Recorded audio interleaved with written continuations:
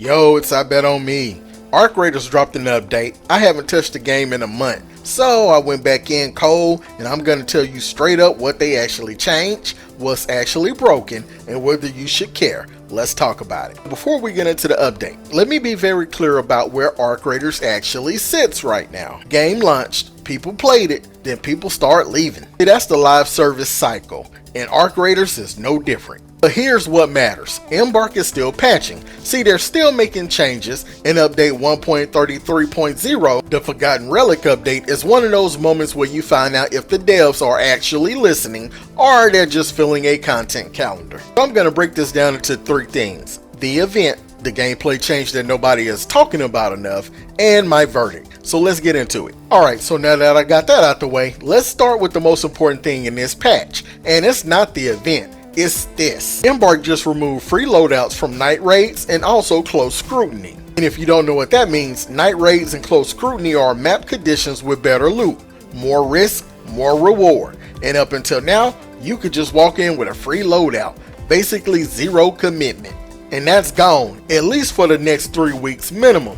Now let me tell you why this actually matters. If you're running free loadouts into high loot scenarios, you're trolling yourself. You're not actually playing the game. You're skimming, and Embark saw that. And with the changes, it forces real commitment. See, you bring real gear, you take real risk, you also get great loot. See, that's the extraction shooter fantasy.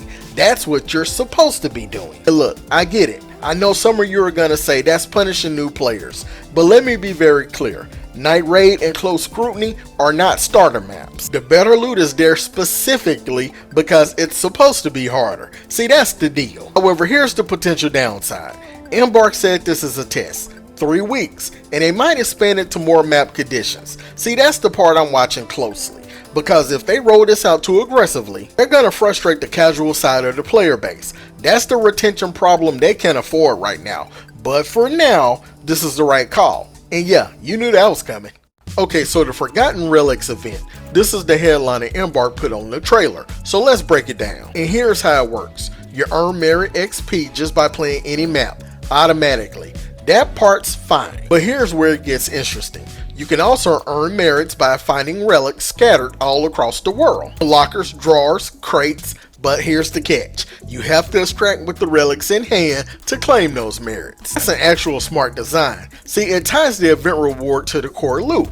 You don't get anything for dying with a relic in your bag. You have to commit to the extraction. That's good. Now, starting with the rewards, you're working toward the Saltwalker outfit. There's also a community project called Converging Paths that run until July the 27th. You complete stages, you fill up a display case, and at the end you get the red-black saltwater variant, a Sexton backpack charm, and 300 total Raider tokens for the season. Now here's the question, is that worth 40 days of effort? Here's my honest take. The rewards are cosmetic. If you're a cosmetics person, this is actually worth running. The saltwater design is clean. The backpack charm is a flex. Now, if you don't care about cosmetics, you're still running this thing passively because merits convert automatically from XP, so you're not losing anything by playing normal. But the one thing I will say, someone on Reddit already completed the project in 2 days, so the 40-day community event is done in 48 hours. So that tells you either the event is deep enough that dedicated players can really go in,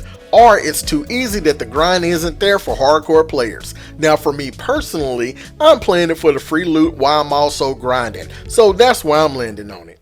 Alright, so now that I got that out the way, let's talk about the bug fixes. And I know, I bet on me. Why are we talking about bug fixes? Because some of these actually matter. First one is the ADS accuracy. See, Embark corrected unexpected behaviors when aiming down sights that were impacting accuracy on some weapons. If you've been playing and your shots have felt slightly off when you're on target, oh, that was real. Trust me, I felt it too. That just wasn't you. See, that was a bug. It's now patched, and especially for controller players. Oh yeah, I'm on controller. This is meaningful because you're already fighting stick drift and input delay, so you don't need the game also incorrectly calculating your shots. See, this fix alone makes the patch worth downloading. And the second one is the footstep audio overhaul. See, they adjusted volumes across all moving states, so we're talking running, crouching, walking, sprinting on metal, all rebalanced. Raider cache audio cues are also improved, so they're easier to find. Now this is a quality of life change, but in an abstraction shooter, audio is information, so better audio cues mean better decisions, so don't sleep on this. The third one, the map fall through exploit near Pilgrim's Peak on Blue Gate, is fixed. Also, the Rocketeers now drop launcher ammo instead of heavy ammo, which is a straight up scuff and is now corrected. For the annoying bugs, the T-pose on the sprint dodge roll is fixed. Weapons detaching after vaulting is fixed. See, both of these were immersive killers, and now they're gone.